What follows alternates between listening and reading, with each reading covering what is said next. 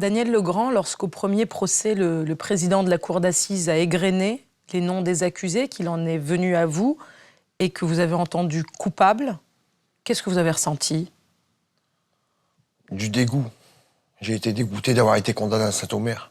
Et j'ai été reconnu coupable d'agression sexuelle alors que j'ai jamais agressé d'enfant. J'ai pas compris. Votre vie, après ce cauchemar, c'est quoi? Difficile de remonter la pente. Vous avez eu un passage très douloureux, très pénible, notamment par la drogue. Qu'est-ce que vous preniez?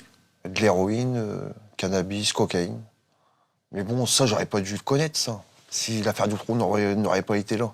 Je serais toujours sportif à l'heure actuelle. Mais là, même le sport, je suis plus attiré.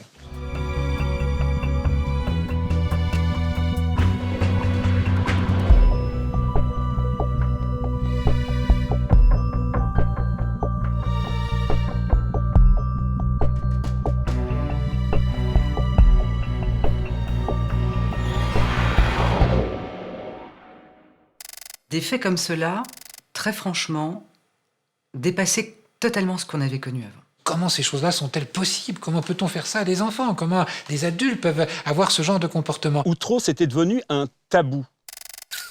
Outreau m'a complètement détruit. Tout l'argent du monde, tout l'or du monde ne peut pas réparer ce qu'on nous a fait. C'était un procès qui avait enflammé ce pays, c'était le procès du siècle. Tous les médias nous ont servi la même soupe, la même version. Il suffit de taper le nom de Badawi sur Internet pour que vous ayez une multitude d'articles.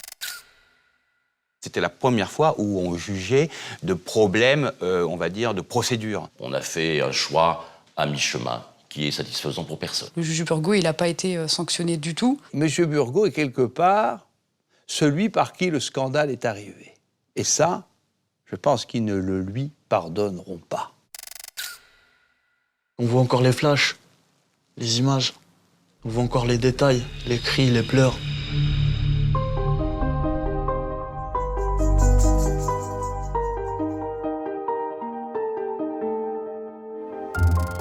Accusés des pires atrocités, victimes des plus odieuses calomnies, ils ont suscité la curiosité de l'opinion publique, passionné les médias et même inspiré le cinéma.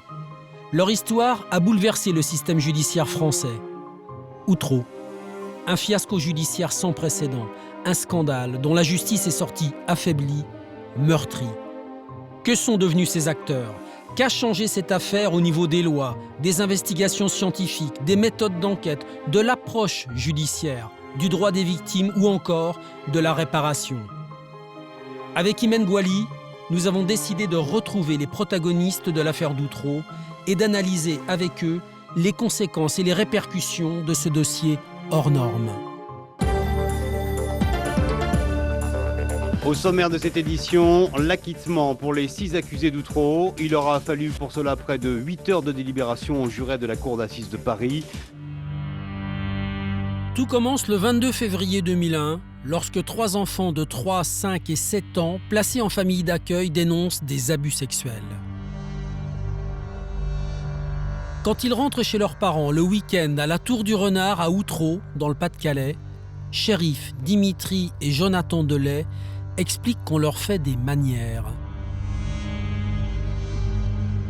Leur père, Thierry Delay, les viole. Leur mère, Myriam Badawi, regarde et participe, disent-ils.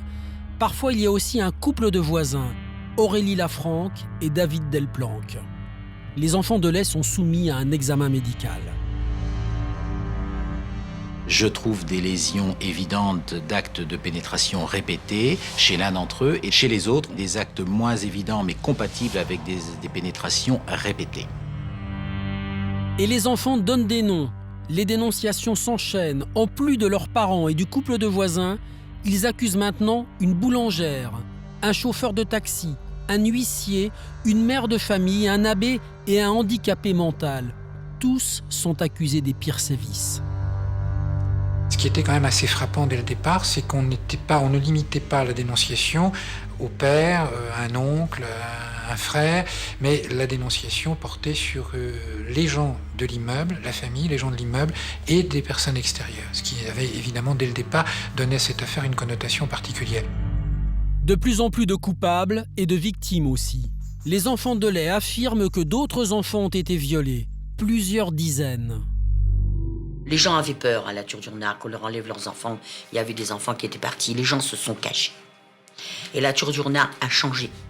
Sur ces accusations, 2 semaines plus tard, 25 enfants sont aussitôt retirés de chez eux pour être placés dans des foyers ou dans des familles d'accueil.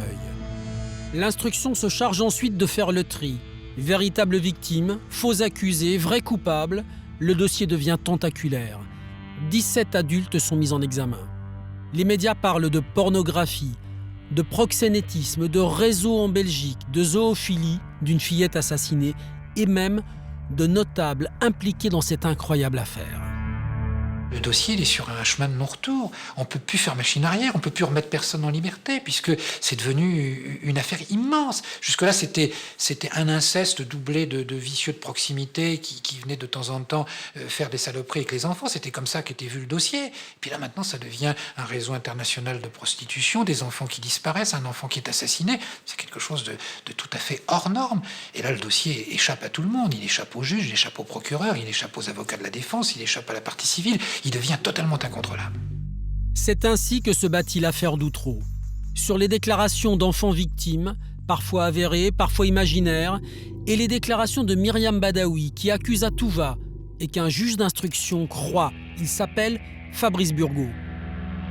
Dès le début, le magistrat d'à peine 30 ans semble persuadé de tenir l'affaire du siècle. Alors, lorsque Myriam Badaoui et ses enfants donnent des noms, il leur donne des interpellations. Et quand les interpellés nient, le juge les fait incarcérer. Mon frère, il a dit, moi, j'ai rien à foutre là-dedans. Et il mettait des coups de poing dans la cellule. Il dit, moi, j'ai violé personne. Et eux, ils l'ont bourré de médicaments pour être tranquille, quoi, pour qu'il se calme. Mais il s'est bien battu. Quand j'avais été le voir une fois au parloir, il avait plein de sang là, parce que tellement qu'il tapait dans la porte de la cellule. Le juge a été très impressionné à ce moment-là, parce que je me souviens très bien de ces interrogatoires. Je suis sorti de là avec la certitude que les enfants disaient très exactement ce qu'ils avaient vécu. Et cette authenticité nous avait marqué à l'époque. Au moment où vous vivez ces instants-là, vous êtes dans la souffrance des gosses, vous êtes dans l'horreur du comportement des adultes, vous êtes dans le ressenti, vous êtes un petit peu, je ne dis pas dans la haine, parce qu'on n'a pas à avoir de haine, mais en même temps on se dit comment ces choses-là sont-elles possibles? Comment peut-on faire ça à des enfants? Comment des adultes peuvent avoir ce genre de comportement? Et à ce moment-là, vous êtes emporté par la passion. Une passion qui mènera tout droit vers un fiasco judiciaire. Après 3 années d'instruction passées derrière les barreaux pour la plupart des accusés, le procès des pédophiles d'Outreau s'ouvre en mai 2004 devant la cour d'assises de Saint-Omer. 17 accusés sont dans le box. Ils sont désormais tristement célèbres. Roselyne Godard, Karine Duchauchois, Alain Maréco, Daniel Legrand, père et fils, Sandrine et Franck Lavier, Thierry Dosque. La plupart d'entre eux protestent de leur innocence. Ils dénoncent le calvaire que la justice leur inflige. Odile et moi n'avons rien fait. Que nous sommes accusés à tort. J'ai mon innocence qui va être démontrée et j'ai besoin de me reposer. Excusez-moi, monsieur. Mais devant la cour, Myriam Badaoui continue à invectiver l'un, à accuser l'autre, à exhorter un dernier à avouer. Elle ne leur laisse aucun répit. C'est une cocotte minute. Quand elle a envie d'exploser, elle explose, rien ne l'arrête. Quand elle a envie de pleurer, elle pleure. Elle est dure, elle invective les autres accusés. On sent qu'elle a de la poigne et qu'elle a du poids. On sent d'ailleurs son mari à côté d'elle. C'est un personnage falot. Elle est dure, elle a de la poigne, jusqu'à ce qu'elle craque. Après 2 semaines de procès, Myriam Badaoui s'effondre et reconnaît. Et elle donne les noms des seuls coupables. Elle, son mari et le couple de voisins. Elle se tourne vers les autres accusés qui sont derrière elle. Et elle leur parle. Toi, la boulangère, t'étais gentille. Pardon, pardonne-moi. Monsieur Maréco, je le connais même pas. Toi, Pierre Martel, t'as jamais rien fait. Myriam Badaoui s'excuse et innocente les 13 autres accusés. avant de faire volte-face. Finalement, tous sont violés. Ils sont tous coupables. Un comportement déroutant pour un verdict tout aussi dérangeant. Après 2 mois de procès, Myriam Badaoui est condamnée à 15 ans de prison. Son compagnon Thierry Delay prend 20 ans. Le couple de voisins David Delplanque et Aurélie Lafranc écopent de 6 et 4 ans. Quant aux autres, 7 accusés sont innocentés par la justice. Ils sont acquittés. Odile Maréco, acquitté. Roselyne Godard, acquittée. Pierre Martel, acquitté. Karine Duchochois, acquittée. Daniel Legrand, père, David Brunet et Christian Godard sont acquittés eux aussi. Quant aux 6 derniers, ils sont condamnés. Jugés coupables, l'huissier Alain Maréco, Daniel Legrand, fils, Sandrine et Franck Lavier, Thierry Dosque et l'abbé Vielle. Immédiatement, les 6 condamnés font appel. Et ce n'est qu'1 an et demi plus tard que la Cour d'appel de Paris les acquitte. L'un d'eux, pourtant, François Mourmand, n'aura pas la joie de voir son innocence reconnue. Il est mort en prison d'une surdose médicamenteuse. Le 9 juin, à 7h du matin, mon père me téléphone. Puis il me dit « Qu'est-ce que tu fais ?» Je dis « Je dors. » Je dis « Qu'est-ce qui te prend de m'appeler à 7h du matin ?» Puis il se met à pleurer. Il me dit « Est-ce que tu es au courant ?» Je dis « Au courant de quoi ?» Il me dit « Ton frère, il est mort en prison. » Mon frère, il se battait pour faire prouver son innocence, et puis personne n'a voulu l'entendre, quoi. Seulement un qui aurait dû l'entendre, aujourd'hui, il serait encore vivant.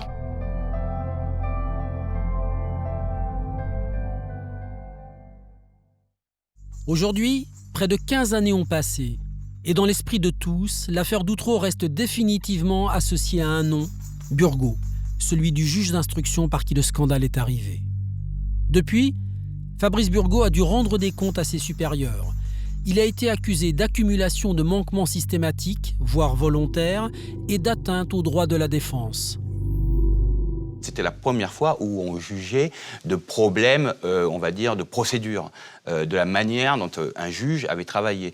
Habituellement, on juge les comportements problématiques ou les dérives de certains magistrats. Mais là, on jugeait pour la première fois le travail d'un juge. Finalement, en avril 2009, après des semaines de réflexion, le Conseil supérieur de la magistrature a infligé au juge Burgot la plus faible des sanctions. Une simple réprimande. Cette réprimande n'avait pas été votée à l'unanimité. Je veux dire, il y a eu 6 voix pour et 5 contre. Donc, franchement, on peut toujours dire que les pairs ont protégé le juge Burgot. Mais ce que je veux dire, c'est que ces erreurs n'étaient pas aussi flagrantes que ce qu'on en a dit. Et je ne sais pas si le juge Burgot méritait ce lynchage médiatique qu'il a eu. Le Conseil supérieur de la magistrature a par ailleurs reconnu que le juge Burgot n'a jamais suscité d'observations négatives de la part de ses nombreux supérieurs. Parmi eux, le procureur Gérald Le Signe. Il a dû quitter ses fonctions et s'acclimater à une nouvelle région, la Normandie. Aujourd'hui, il est substitut général à Caen. Quant au juge Burgot, il a été muté à la Cour de cassation, la première juridiction de France. Mais inutile d'y voir une promotion. Il est auditeur affecté au service de documentation des études et du rapport. Autrement dit, le juge Burgot ne signe désormais plus aucun acte.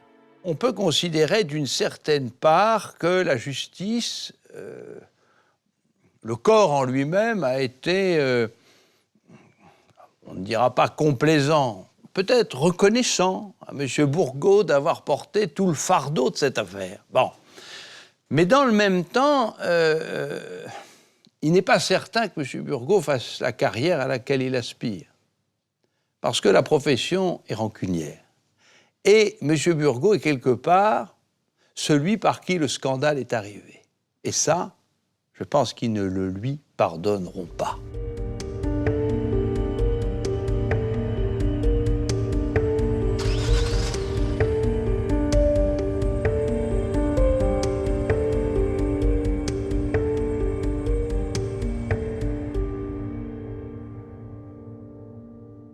Patrick Maisonneuve, vous êtes l'avocat du juge Burgot. Alors, est-ce qu'il a l'impression aujourd'hui d'être au placard? Écoutez, il a une fonction.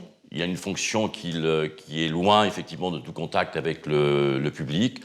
Son avenir sera sûrement très difficile parce que son nom est intimement lié à l'affaire Outreau. Il est quand même magistrat, il est à la Cour de cassation, nous verrons pour l'avenir. Avec le recul, quel regard portez-vous aujourd'hui sur l'instruction qu'il a menée dans l'affaire d'Outreau? On peut toujours émettre des critiques sur une instruction, sur celle-là comme sur d'autres d'ailleurs. On peut toujours essayer de refaire l'histoire, parce que d'abord c'est plus facile de la refaire que de la vivre. Ce que je veux simplement dire, c'est que le juge Burgot s'est toujours défendu de dire qu'il avait fait les choses parfaitement, qu'il n'aurait pas commis d'erreur. Ce qu'il a toujours contesté, c'est d'avoir fait les choses de mauvaise foi, de façon partisane, de façon orientée. Ça, il n'a jamais voulu l'admettre, il n'a jamais changé sa position. On lui a reproché d'avoir instruit à charge, surtout. N'oublions pas qu'il n'était pas seul. Je rappellerai quand même que les actes du juge Burgot, ils ont été confirmés par les magistrats de la cour d'appel de Douai, de la chambre de l'instruction. Il y a eu plusieurs magistrats de la cour, donc beaucoup plus expérimentés que Fabrice Burgot, qui ont eu à connaître de ce dossier et qui n'ont pas pour autant critiqué ou infirmé les ordonnances du juge. Je crois qu'on lui fait porter on lui fait porter encore aujourd'hui, une responsabilité, alors que s'il veut y avoir une critique, un regard critique, je crois qu'il faudrait voir les choses de façon beaucoup plus collective. En même temps, côté sanctions, il s'en est vraiment bien tiré. Écoutez, tout cela est d'une profonde hypocrisie, parce que moi, de deux choses l'une, soit on estimait qu'il y avait une faute professionnelle et alors on pouvait prononcer une peine, et une peine significative, soit il n'y avait pas de faute professionnelle caractérisée, et à partir de ce moment-là, on le relaxait. On a fait un choix à mi-chemin qui est satisfaisant pour personne.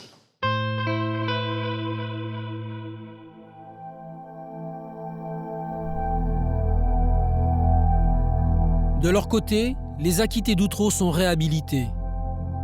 Aujourd'hui, leurs avocats sont devenus des stars. Parmi eux, Éric Dupond-Moretti, l'avocat de la boulangère, est maintenant l'un des pénalistes les plus célèbres de France. Acquittés et avocats ont droit aux hommages de la République. Le président Jacques Chirac et le garde des Sceaux Pascal Clément leur expriment regrets et excuses. C'était un juste retour des choses que la République qui les avait, comme on disait, jetés aux chiens, c'était ça l'expression d'un président de la République, on les avait jetés aux chiens, eh bien, les invite dans les ors de la République pour y prendre l'apéritif, une petite collation, et puis dire beaucoup, vous savez, ouais, enfin, tout ça me laisse évidemment bien dubitatif et les a laissés, je pense, également bien dubitatifs. 5 ans après le début de l'affaire, en janvier 2006, une commission d'enquête parlementaire est chargée de rechercher les causes des dysfonctionnements de la justice dans le dossier d'Outreau. André Valigny, député de l'Isère, est nommé président de cette commission.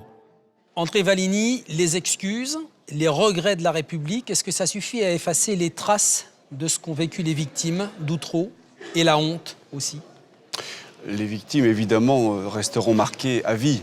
Je crois que l'affaire d'Outreau a concentré à elle seule tout ce qui peut mal fonctionner dans une affaire judiciaire. Il y a eu des dysfonctionnements en cascade.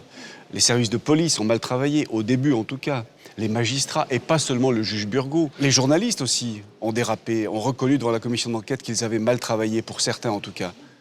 Ils se sont laissés aveugler par l'horreur de ce qu'ils entendaient, de ce qu'on apprenait sur cette affaire d'Outreau, et ils ont foncé tête baissée dans le sens de la culpabilité de ceux qui étaient accusés et qui se sont révélés innocents. Et puis les experts ont eux aussi mal travaillé, et ils l'ont reconnu eux aussi devant la commission d'enquête parlementaire. Une commission d'enquête pour comprendre comment la justice a pu s'égarer ainsi, en tirer des enseignements et faire des propositions.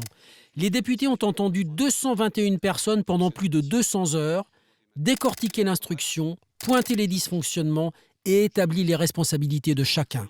Une commission parlementaire qui a duré 4 mois d'audition, des journalistes dont je faisais partie, des magistrats, des avocats, des experts, mais aussi des acteurs sociaux, médicaux, sont passés devant une trentaine de personnes, dont la plupart étaient des parlementaires, et ont essayé d'expliquer ce qu'ils avaient fait. Ces parlementaires ont souvent donné beaucoup de leçons, hein, et bon, c'était ça qui était un peu gênant, parce que ces parlementaires, c'est quand même eux qui votent le budget de la justice, le budget misérable de la justice, et c'était un peu fort de café qui donne des leçons à tout le monde, alors que quand même, une des raisons du fiasco judiciaire d'Outreau, c'était aussi parce qu'il y a quand même un manque de moyens flagrant dans la justice.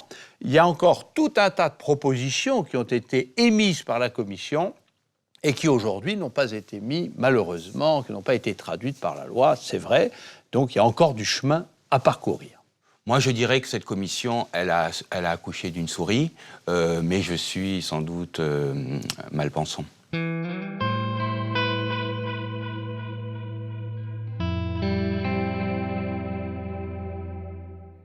André Valigny, la commission que vous présidiez a suggéré des réformes.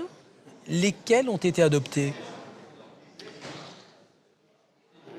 Depuis quelques années, j'entends beaucoup dire que cette commission n'a servi à rien et que cet énorme travail parlementaire, finalement, a débouché sur quasiment rien. C'est faux.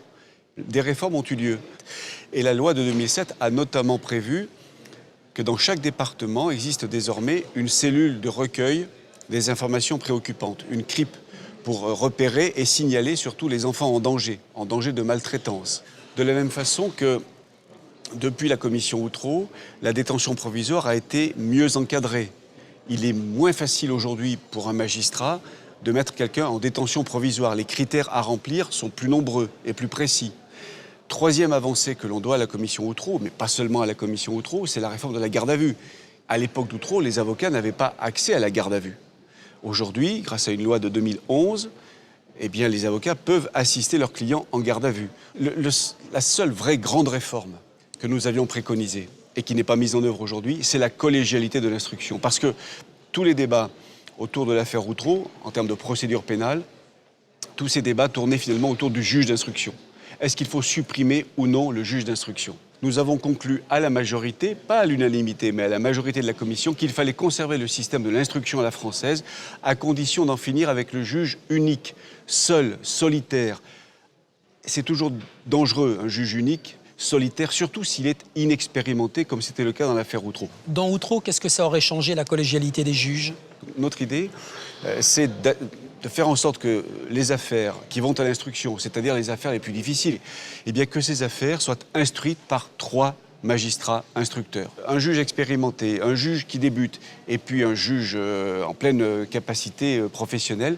Eh bien, à 3, ces 3 juges pourraient sans doute faire un meilleur travail. C'est toujours utile d'avoir des regards croisés, de pouvoir échanger avec ses collègues et de savoir si on ne fait pas fausse route.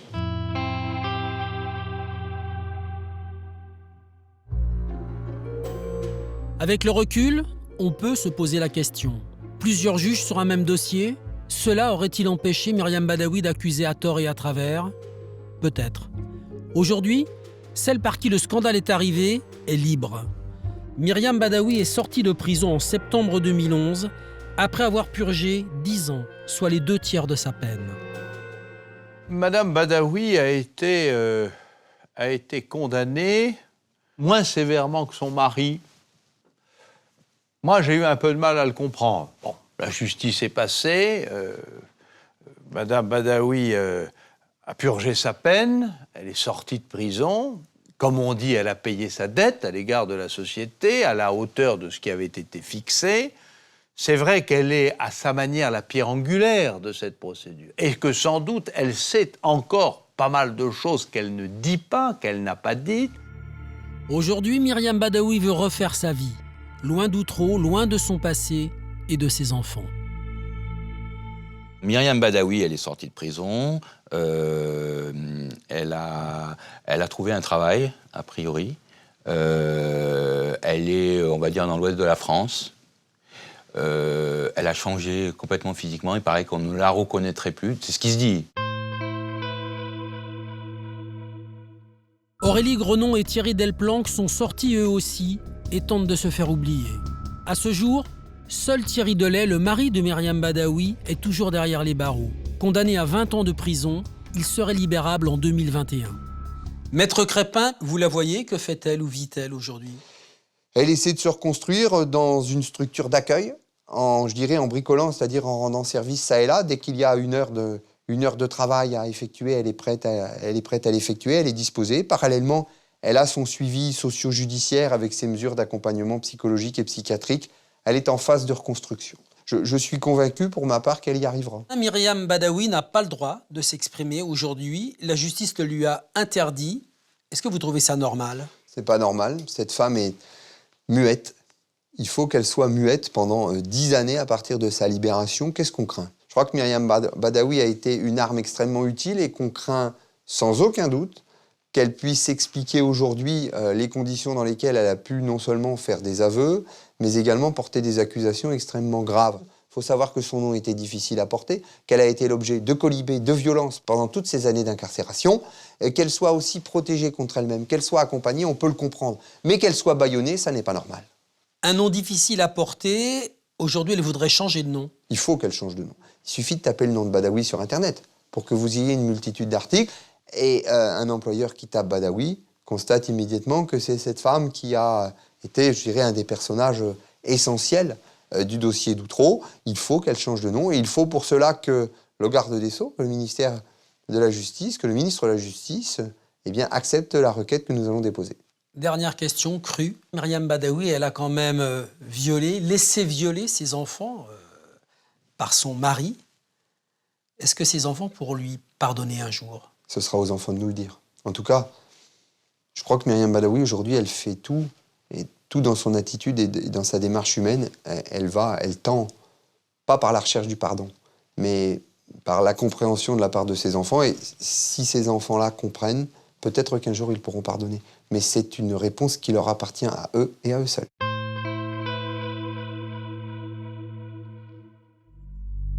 Le pardon.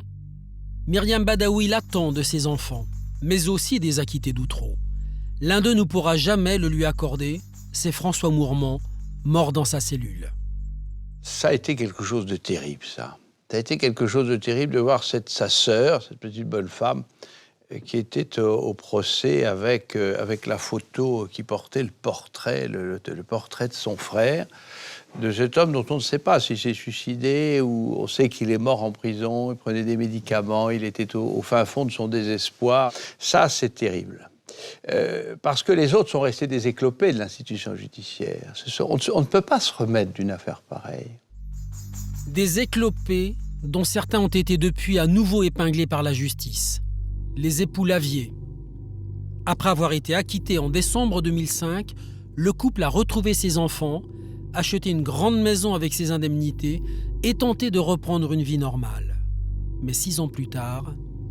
C'est leurs enfants de 10 et 11 ans qui ont fugué, qui ont marché pendant des kilomètres pour retrouver leur famille d'accueil dans laquelle ils avaient été placés et qui ont fui la maltraitance de leurs parents, qui les punissaient avec des punitions vraiment graves, puisque l'expert à l'époque médicale a constaté des genoux déformés, puisque les parents obligeaient les enfants à rester à genoux sur des manches à balai, et puis des bouts de doigts écrasés, puisque visiblement les parents tapaient sur les bouts des doigts des enfants.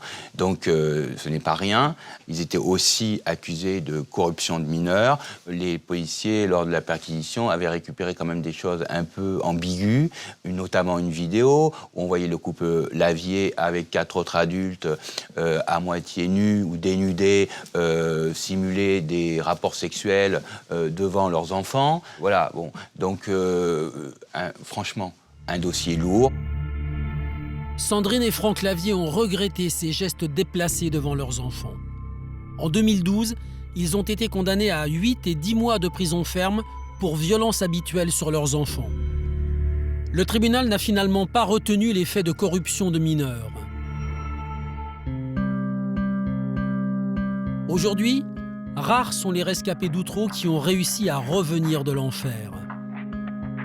Daniel Legrand, fils, a été condamné au premier procès d'Outreau et a dû attendre 1 an et demi de plus pour que son innocence soit reconnue.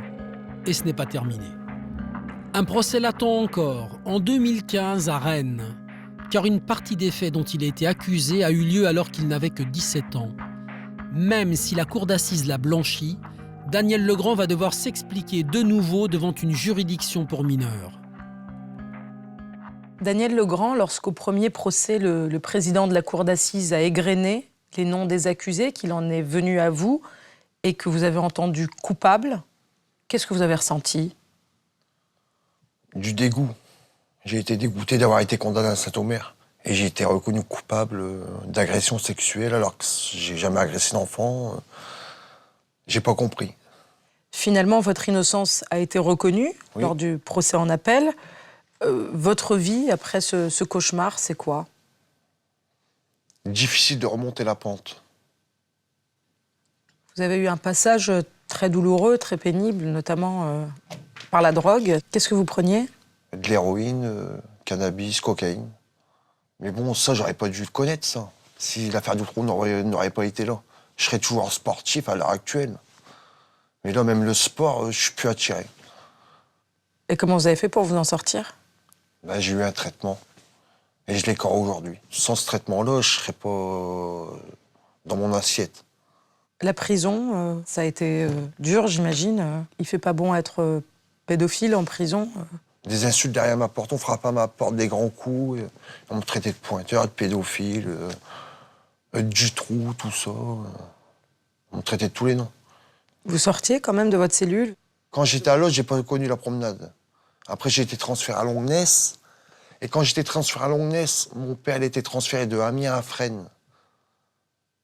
On l'a mis à Fresnes dans la région parisienne, loin de sa famille. Ça l'a détruit aussi, mon père. Effectivement, votre père n'est plus là aujourd'hui? Non. Qu'est-ce qui s'est passé? Il est tombé malade, puis il s'en est pas remis. Qu'est-ce qu'il a eu? C'est une maladie, un cancer. Vous pensez que c'est l'affaire d'Outreau qui l'a brisé? Bah, ça a beaucoup joué, ouais. Ouais.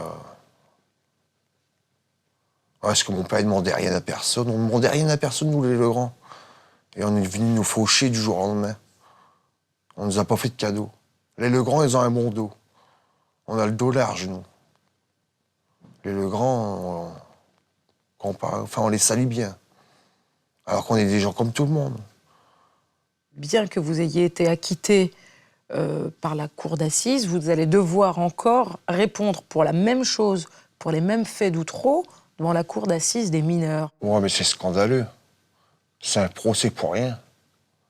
Alors on nous a quittés à Paris, en procès en appel, et là on me refait un procès pour passer en mineur. Faut arrêter, quoi. Ça ni queue ni tête. Vous êtes inquiet? Pas vraiment, non. Il n'y a rien dans le dossier. Ils peuvent pas me mettre en prison pour des choses que je n'ai pas faites. Mais j'irai là-bas à Rennes, je me défendrai. Enfin, j'en sortirai la tête haute, j'espère.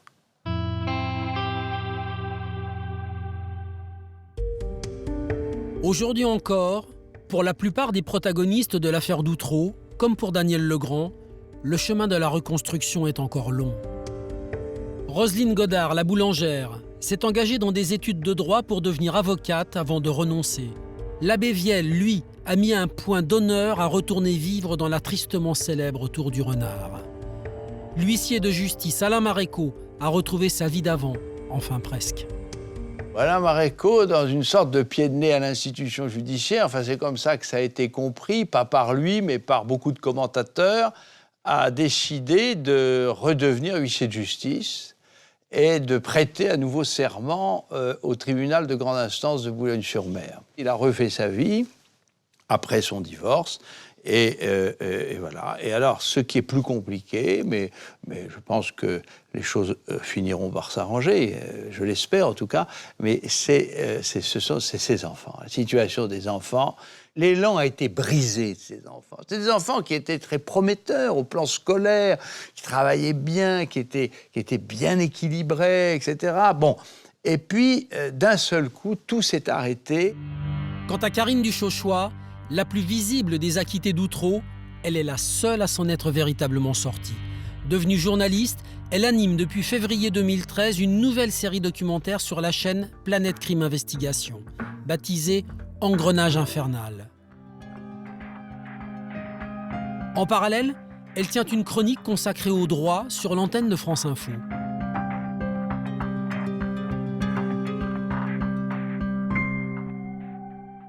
Karine Duchossois, vous êtes finalement l'une des seules à être vraiment sortie de l'enfer d'Outreau. Moi, ça m'est arrivé, j'avais à peine 20 ans, donc j'avais encore les ressources et je pense les forces nécessaires pour rebondir et pour en faire autre chose. Puis aussi sûrement une force de caractère qui était chez moi déjà là et qui était en moi.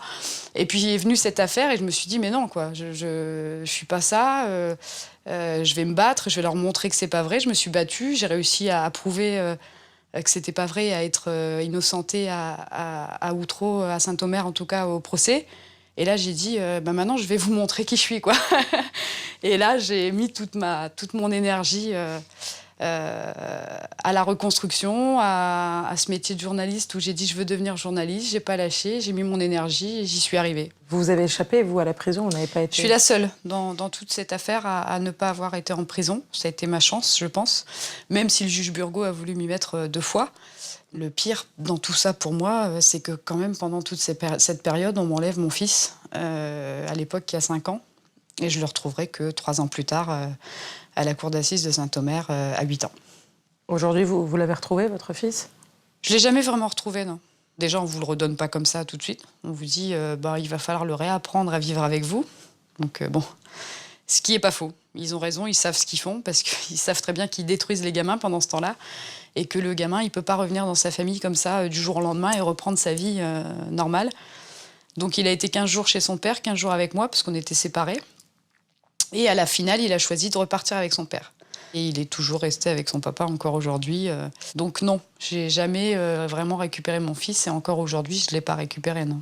Tous les acquittés d'Outreau ont été indemnisés. Est-ce que votre indemnisation a été à la hauteur du préjudice? Tout l'argent du monde, tout l'or du monde ne peut pas réparer ce qu'on nous a fait. Parce que même si aujourd'hui on était millionnaire, on aurait une vie aisée, on n'aurait pas de problème, on serait toujours passé par là où on est passé. Donc c'est pas une question d'argent. Après, chacun a eu son préjudice, a été évalué selon les mois de prison, les années de travail perdu s'il travaillait, etc. Mais c'est pas l'indemnisation qui nous a rendu notre vie d'avant, non. 15 ans plus tard, Karine Duchossois continue son chemin dans le monde des médias. Les médias qui ont une responsabilité incontestable dans le dérapage de l'affaire d'Outreau. Ils auraient pu être un contre-pouvoir et alerter. Ils n'ont fait qu'amplifier les atteintes aux personnes injustement mises en cause. Avant de prendre un virage à 180 degrés. Il y a une certaine presse qui aime la dramatisation des choses, qui vit du scandale, qui vit de toutes ces affaires un peu sulfureuses. Vous savez, cette affaire d'Outreau, elle va vraiment intéresser une certaine presse que quand il y a un huissier dedans, un curé dedans, une boulangère dedans, une infirmière dedans, et là on se dit, c'est une espèce de notables qui vont faire leur marché dans les HLM auprès des classes défavorisées, et des familles qui prostituent, des enfants, etc. Bon, là, ça. Je pense qu'on en a trop fait, qu'on est passé d'un extrême à l'autre, de tous coupables à, entre guillemets, tous innocents. Et les médias, je pense, n'ont pas été assez dans la nuance. On a été un peu... on s'est emballé, comme souvent. Aujourd'hui encore, plusieurs années après la fin de l'affaire, Outreau ne cesse de nourrir les polémiques. Une fiction a été réalisée pour le cinéma, Présumé coupable, avec Philippe Torreton. Un film engagé, dur, qui raconte le calvaire d'Alain Marécaux, l'huissier d'Outreau. Mais c'est le documentaire réalisé 2 ans plus tard par le journaliste Serge Garde et produit par Bernard de la Villardière, Outreau, l'autre vérité, qui provoque un séisme dans le monde judiciaire et dans la vie des acquittés d'Outreau. Pourquoi on fait ça à un enfant? À tous les jeunes de France, à mon frère Dimitri, Jonathan, Dylan et à mon père. Un documentaire choc qui, à demi-mot, remet en cause l'innocence de certains acquittés, blanchit le juge Burgot et donne la parole aux enfants. Dans la petite enfance maltraitée, père insécure, vie regrettée.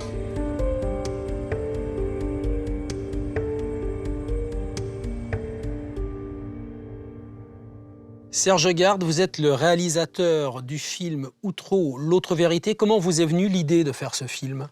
Ce qui m'est apparu très suspect, c'est que tous les médias nous ont servi la même soupe, la même version. Or, quand on regarde les grandes affaires criminelles depuis que les cours d'assises existent, l'opinion publique et les médias ont toujours été divisés. Sauf dans l'affaire d'Outreau. Outreau, c'était devenu un tabou. Quiconque remettait en doute, ne serait-ce que sur certains points secondaires, la version officielle, qui est celle que tout le monde a dans la tête, à savoir que l'affaire d'Outreau, c'est un fiasco provoqué par une femme mythomane, par des enfants menteurs et un juge incompétent. Dès l'instant où on touchait à ce dogme, immédiatement, ça provoquait des réactions d'une violence extrême. Dans votre film, clairement, vous remettez en question l'innocence de certains des acquittés. C'est pas ma démarche, encore une fois. Il faut revenir aux faits et aux dossiers. Vous avez, à l'issue de 2 procès, 4 adultes qui sont condamnés pour des actes des viols, des actes de barbarie, etc. Ils sont condamnés pour proxénétisme. Et la question qui se pose, c'est s'il y a proxénétisme, où sont les clients? L'autre couple? Ça fait 4 personnes, admettons. Mais comment vous expliquez que 12 enfants ont été reconnus victimes de viol et indemnisés en tant que tels? Les 4 n'étaient pas les parents de ces 12 enfants. Alors, comment les 12 enfants sont venus se faire violer? C'est leurs parents qui les a amenés? Comment ça s'est passé? Moi, je n'ai pas la réponse à ça. Votre film, est-ce que c'était un moyen de libérer la parole de ces enfants? Tous les enfants qui ont été victimes de viol et victimes de l'institution judiciaire dans cette affaire vont très mal. Ils vont très mal. Il faut bien mesurer que ça fait 10 ans qu'on répète partout que ce sont eux, les enfants, qui sont responsables du fiasco d'Outreau. Que ce sont des menteurs. Que ce sont des menteurs. Eh bien, je le dis très clairement, ceux qui ont diffamé durablement les enfants ont pris et continuent à prendre un gros risque parce que ces enfants, on en a fait des bons retardements. Je crois qu'il faut bien mesurer leur souffrance et, j'allais dire, leur dangerosité potentielle. Vous savez, quand vous êtes victime d'abord de viol, et ensuite vous êtes victime de la société qui vous dit « tais-toi, t'es un menteur », il y a de quoi péter un plomb. Hein. Pour toujours, Outreau restera dans les annales judiciaires l'affaire qui a changé le regard porté sur la parole des enfants. Durant des siècles, les agressions dont était victime l'enfant au sein de sa famille étaient tabous. La parole de l'enfant considérée comme peu fiable.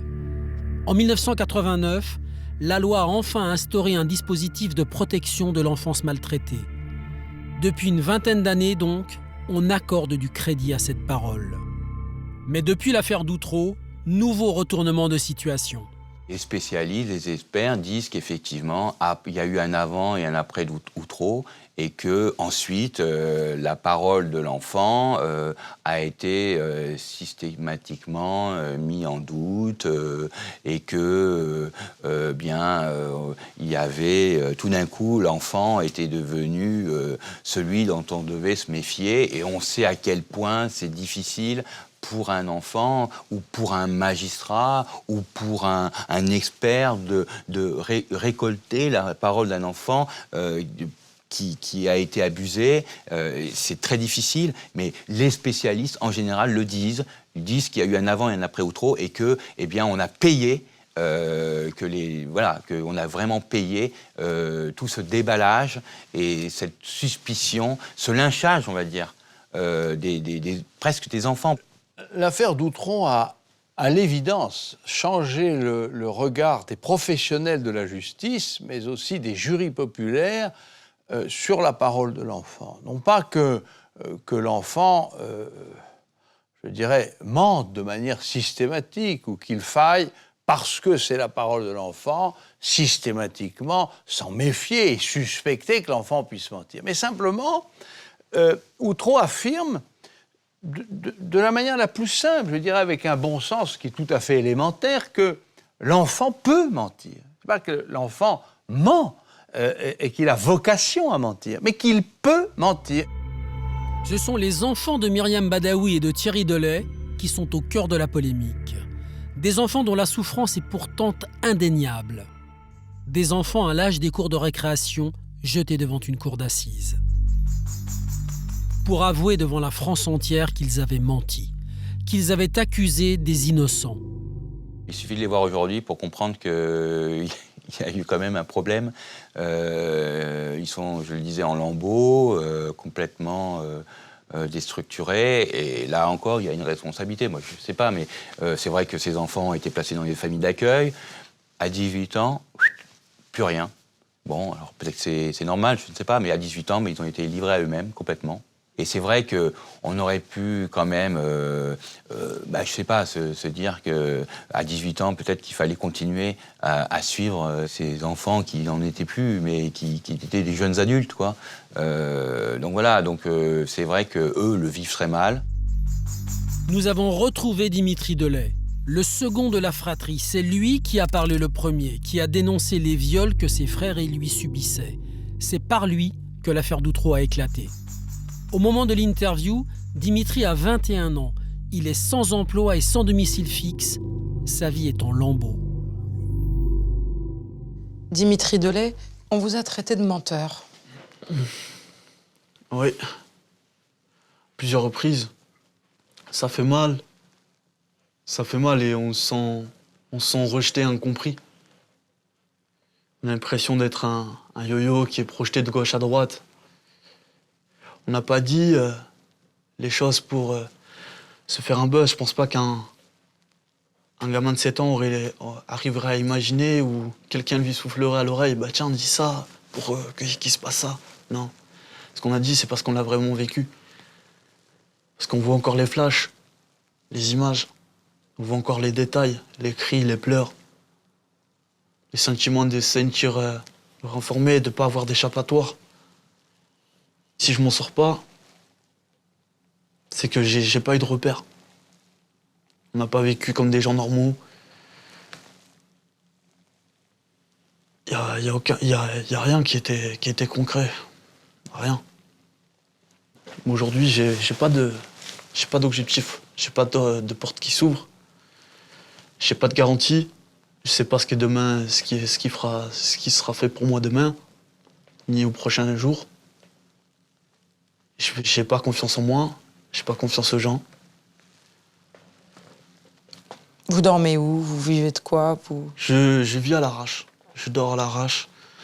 Je vis chez des copains, des fois dans des squats, des lieux désinfectés, dans des maisons abandonnées. Tout ce qu'on peut trouver pour être à l'abri. Comment vous faites pour manger? C'est la débrouille. On vit avec ceux qui ont le cœur sur la main. Sinon, quand on n'a pas ces personnes-là, on fait comme on peut. Moi, je dis pas, hein, je suis pas un saint. Combien de fois je suis parti dans des magasins pour voler des tartines et un paquet de tranches de viande pour pouvoir manger. Votre mère, Myriam Badaoui, est sortie aujourd'hui? Faut pas que je la voie. Et vaut mieux pas. Mais j'ai même pas envie de la voir.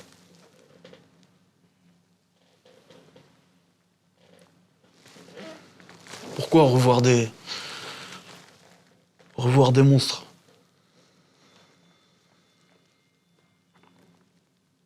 Pourquoi être encore dans les cauchemars? On a plus des envies négatives qu'autre chose. Envers ceux qui nous ont fait du mal. Pensez que vous pourrez pardonner un jour? Non. Parce que... Non. Ils méritent pas qu'on leur donne le pardon.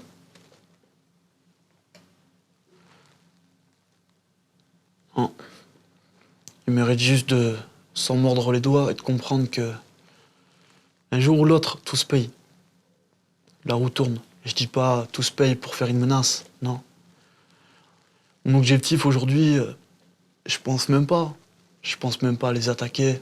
Je pense pas à aller chez eux et à les surveiller ou... Non. J'espère juste qu'un jour, ils vont se prendre un bâton dans les roues et qu'ils vont galérer comme nous on galère depuis tant d'années. Je pourrais partir comme beaucoup de gens qui ont subi des choses. Ah, puis il y a eu un détournement. Ils ont explosé en eux-mêmes. Et ils ont décidé de faire leur propre justice. Malheureusement, cette justice-là, elle n'est pas autorisée. Je peux pas me permettre de la faire. Ce que je peux me permettre, c'est de m'en sortir et de leur montrer que, bah, vous voyez, vous m'avez massacré toute mon enfance. Aujourd'hui, je peux m'en sortir.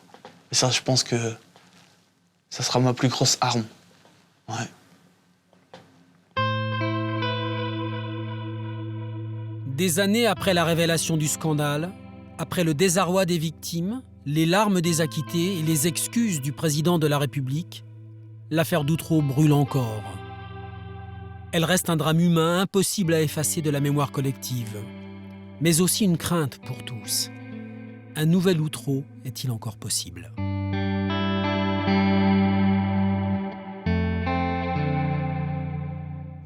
Est-ce que nous sommes à l'abri, au fond? Malheureusement, non. Malheureusement, la justice peut encore se tromper. Elle se trompe parfois. Mais Outreau, bizarrement, paradoxalement, n'est pas une erreur judiciaire. Parce qu'au final, les coupables ont été condamnés et les innocents ont été acquittés. Mais au bout du compte, malgré tous ces dégâts collatéraux, malgré toutes ces victimes, malgré toutes ces souffrances, à la fois souffrances des enfants victimes, mais souffrances aussi des acquittés, ça n'est pas une erreur judiciaire.